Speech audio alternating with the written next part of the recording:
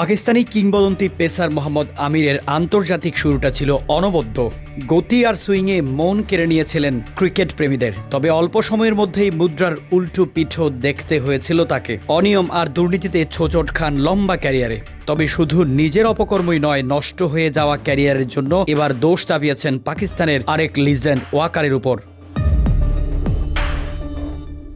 সম্প্রতি এক সাক্ষাৎকারে আমির বলেন, ৯০ দশকের একজন সাবেক ক্রিকেটার আমার ক্যারিয়ার শেষ করে দিতে সর্বোচ্চ চেষ্টা করেছেন। পাকিস্তান দল কোভিডের সময় নিউজিল্যান্ড সফরে গিয়েছিল। সফরের জন্য ৪০ জন খেলোয়াড় বাছাই করা হয়েছিল, অথচ সেখানে আমার নাম ইচ্ছাকৃতভাবে বাদ দেওয়া হয়েছিল।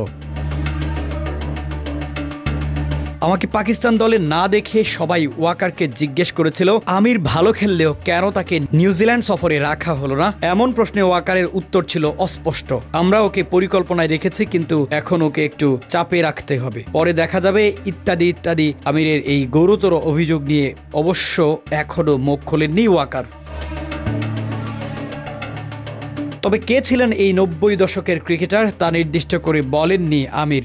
ধারণা করা হচ্ছে পাকিস্তানের সাবেক হেড কোচ ওয়াকার ইউনুসের দিকেই আঙ্গুল তুলেছেন আমির। ওয়াকার ২ মেয়াদে পাকিস্তান জাতীয় দলের প্রধান কোচের দায়িত্ব পালন করেছেন, প্রথমবার ২০১০ থেকে ২০১১ সালের মধ্যে। আর তখনই স্পষ্ট ফিক্সিংয়ে জড়িয়ে শাস্তি পান আমির।